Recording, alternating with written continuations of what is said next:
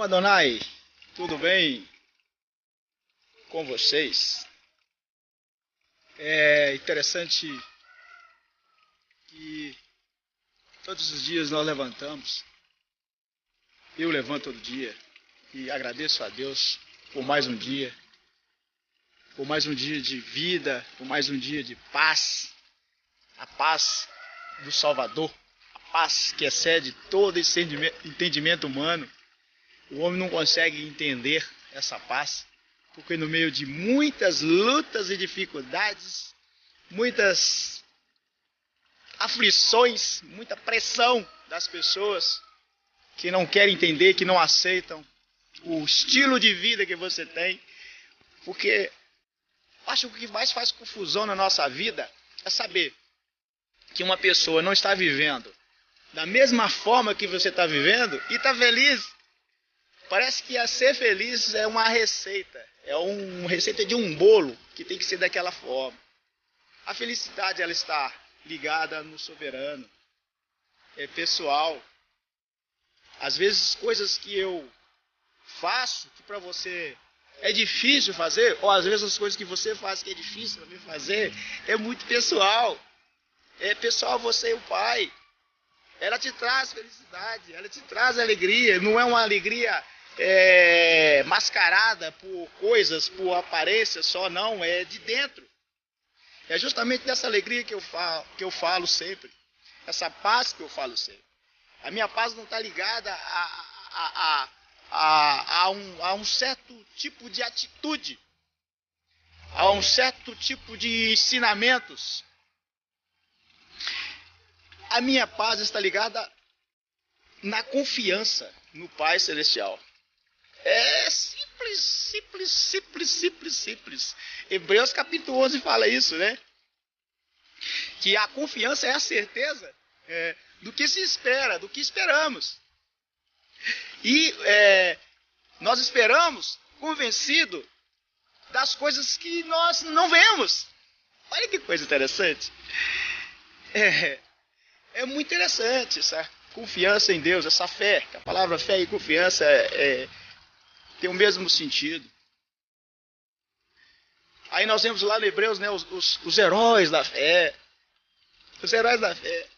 Abraão vivia no meio dos seus familiares, no meio da sua religiosidade, das suas tradições, aquele dia a dia, aquele grupo.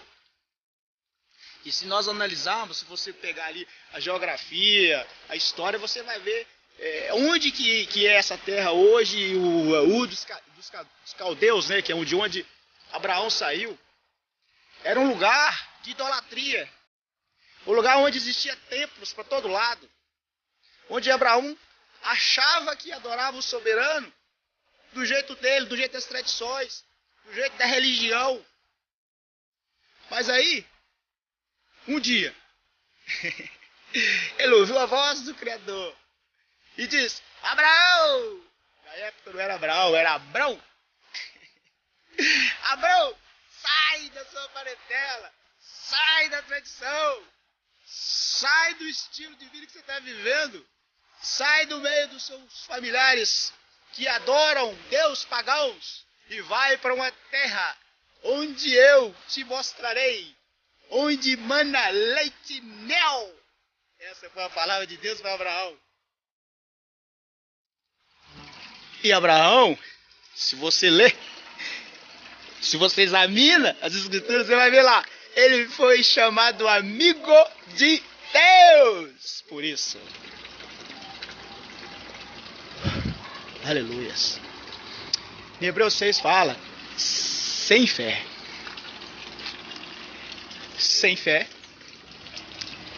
é impossível, sem confiança é impossível agradar a Deus. Por quê? Porque quem aproxima de Deus, quem aproxima dele e confia na sua existência, deve confiar na sua existência e no fato de ele tornar recompensador de quem o procura. Oh, que interessante. Mas espera aí, somos filhos de Deus, mas a recompensa que vem de Deus, ela vem para o filho. Não é verdade? Então, por que eu não estou tendo? Por que eu não estou sendo abençoado por Deus? Sendo que eu sou filho de Deus? Porque eu não procuro. O que me tira esse desejo de procurar, de buscar, de ir ir na geladeira de Deus e abrir e pegar aquilo que eu preciso? O que? Você ou eu deixamos de relacionar com Deus como filho. Quer ver? Poucos dias atrás eu vi alguém citou para mim uma referência bíblica de Lucas, capítulo 15. Que maravilha quando eu li aquele texto. Quando ele citou parte daquele versículo, eu não achei estranho, porque eu já havia lido. Mas o entendimento é fantástico, está falando justamente com relação ao filho, com relação ao pai, com relação ao amor de Deus sobre nossas vidas. E aí o que acontece? Se você pegar o texto de Lucas, a referência que foi citada para mim é das 100 ovelhas. 100 ovelhas, 99, não brisco, vou buscar outra que ficou perdida.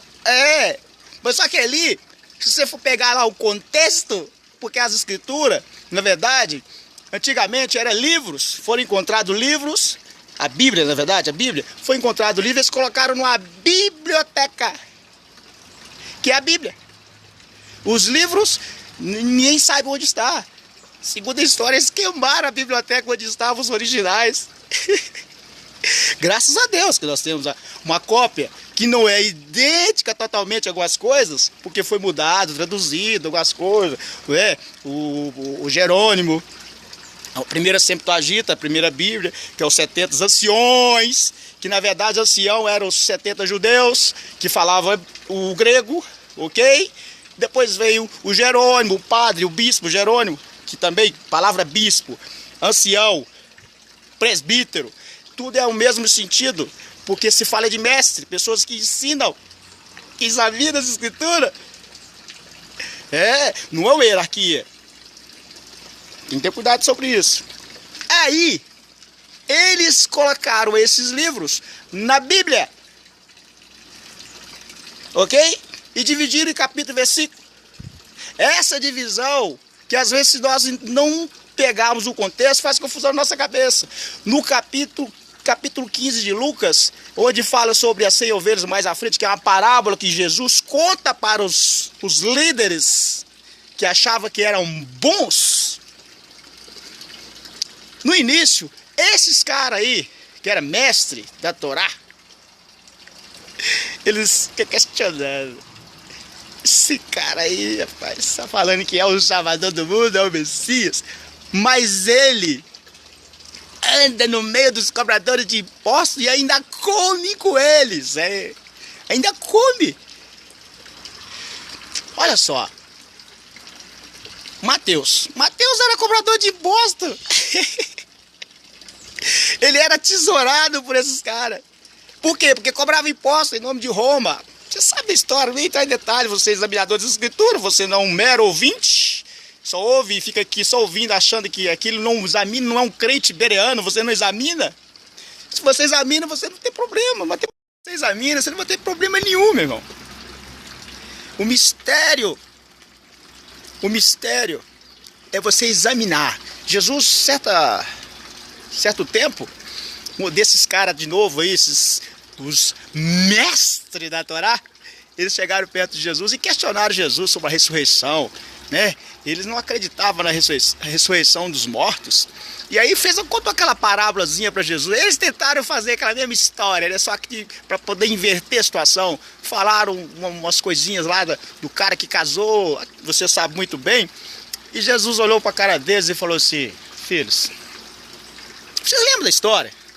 Que a mulher casou com o irmão morreu, e aí depois ela casou com outro irmão, porque tinha que cumprir a tradição, porque não teve filho com o primeiro irmão, casou com o terceiro, com o quarto, e depois morreu. E agora, quando chegar no céu, vai ficar com quem?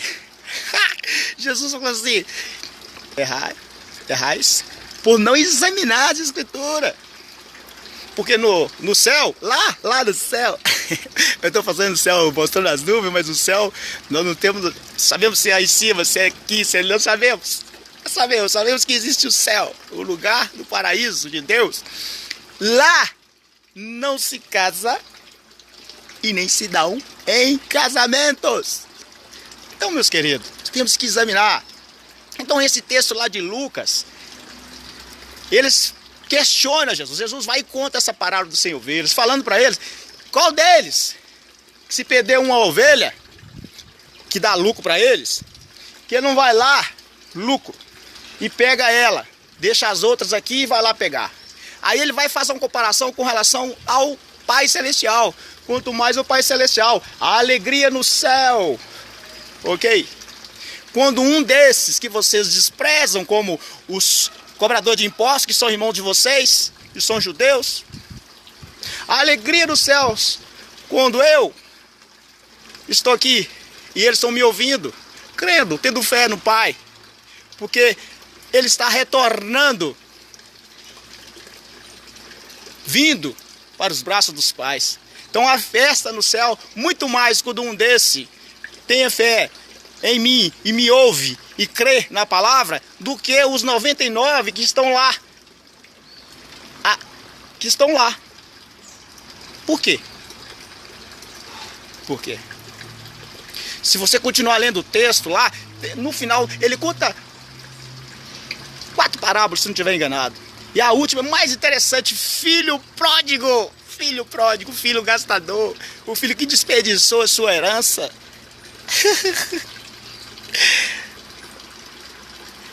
Mas o filho pródigo,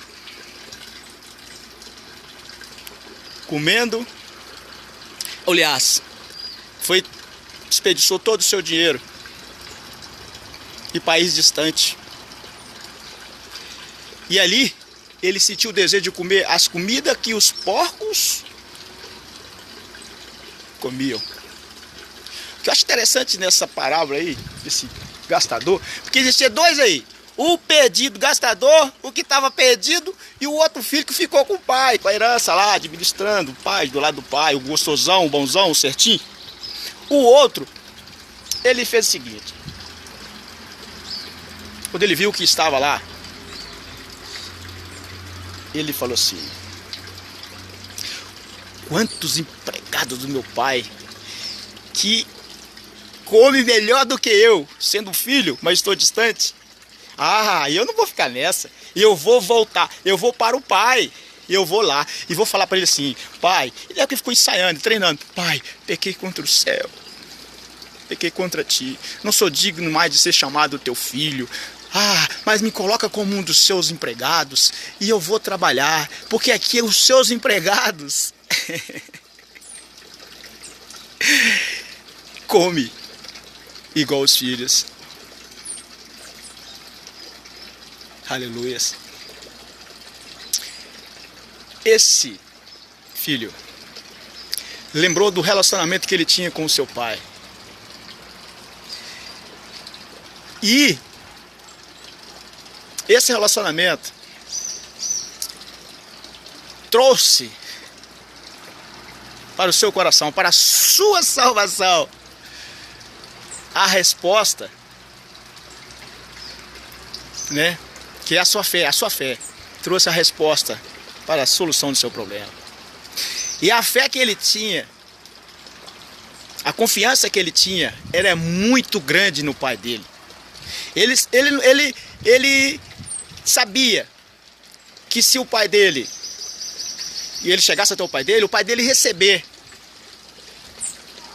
ele tinha certeza, ele tinha convicção. Quando ele falou: me coloca como um dos seus servos, ele sabia, no meu coração, ele não esperava uma festa. Ele não esperava a festa porque desperdiçou, a parte dele ele desperdiçou. Essa parte talvez ele não esperava, mas ele esperava que ele ia ser tratado como filho. Mas aí foi muito mais além do que isso. Ele fez uma festa. É assim, esse texto está falando das pessoas que estão perdidas, que não estão sendo massacradas. As pessoas perdidas são massacradas, estão à margem, eles não fazem parte. Por quê? Por que eles não fazem parte? Porque eu e muitos de nós nos colocamos eles para fora por causa dos seus delitos e pecados. Por causa dos seus delitos e pecados. Quer ver? Eu vou falar uma coisa aqui, não vou entrar em detalhe porque é muito polêmico, não vou dizer aqui. Por quê?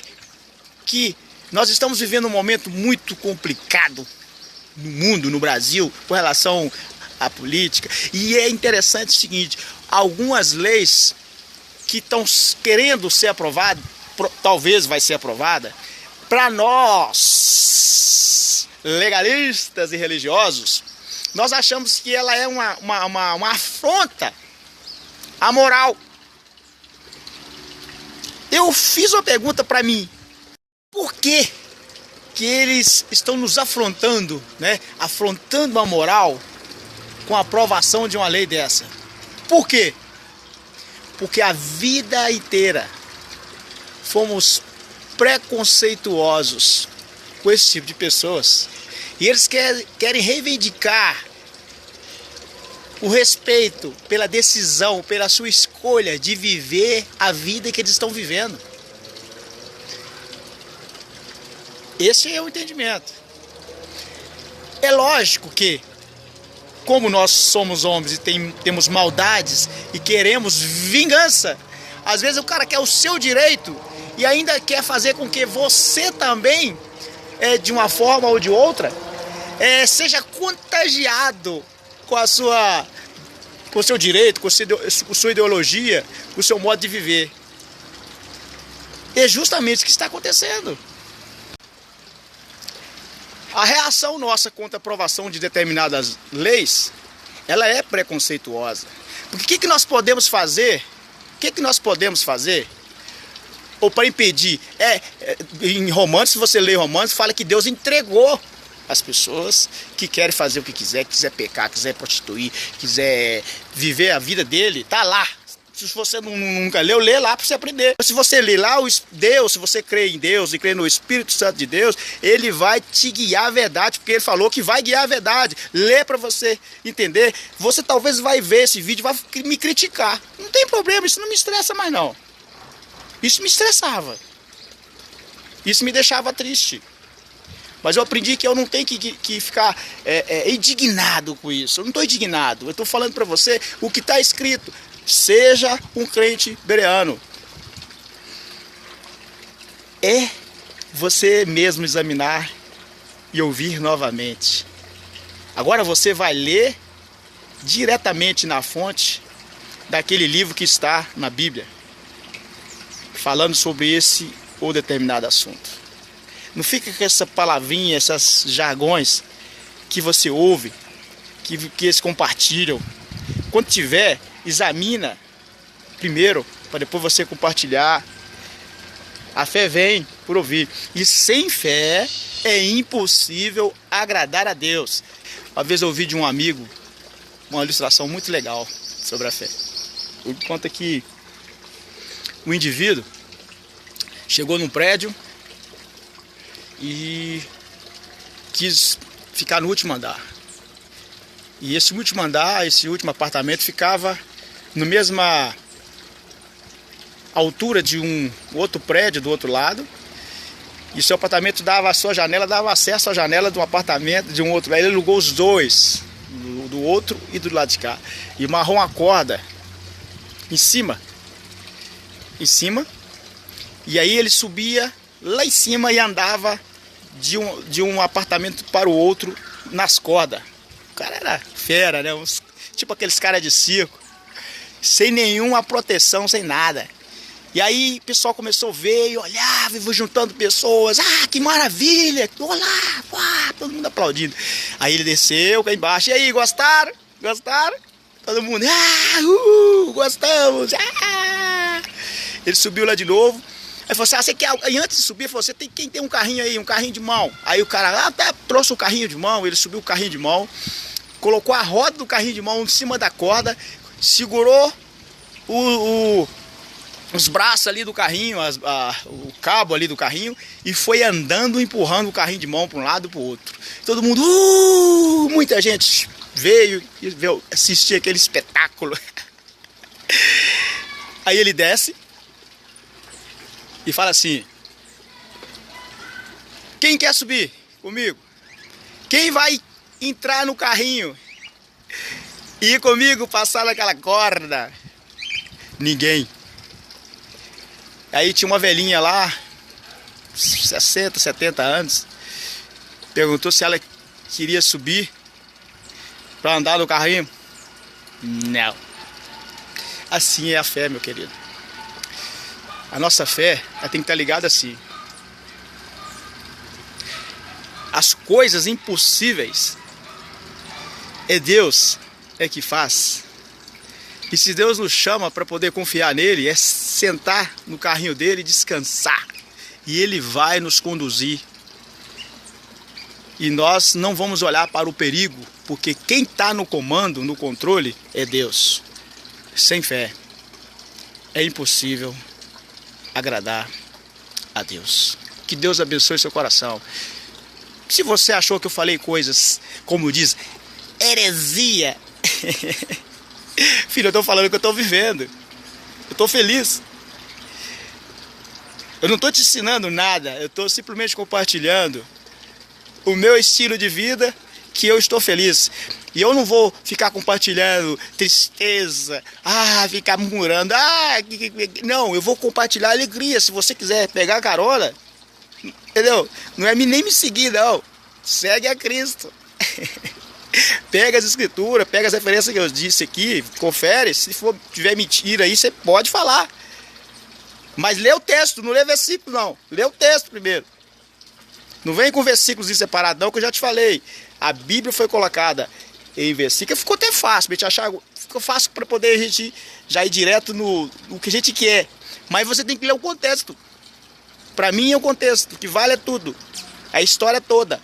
Você não escreve uma carta para um amigo dividindo em pontos, em versículos. Não. Tem um procedimento técnico de redação, que é princípio, meio e fim, que é hoje isso aí. Mas dividir em capítulo e versículo, a pessoa pode até não entender bem essa carta sua, ou entender só, ou destacar só aquilo que interessa. Só aquilo que interessa. Mas tem outras coisas que parece que não é do interesse da gente, que é muito importante para a nossa vida. Então examine as escrituras e tenha fé no Pai. Ele é o nosso Pai. Ele é o nosso Pai. Deus nos chama para uma família. Somos todos irmãos. Está lá em Mateus 23. A ninguém chamei de pai, a ninguém chamei de mestre, porque só há um. Todos nós somos irmãos. Amém? Que Deus te abençoe.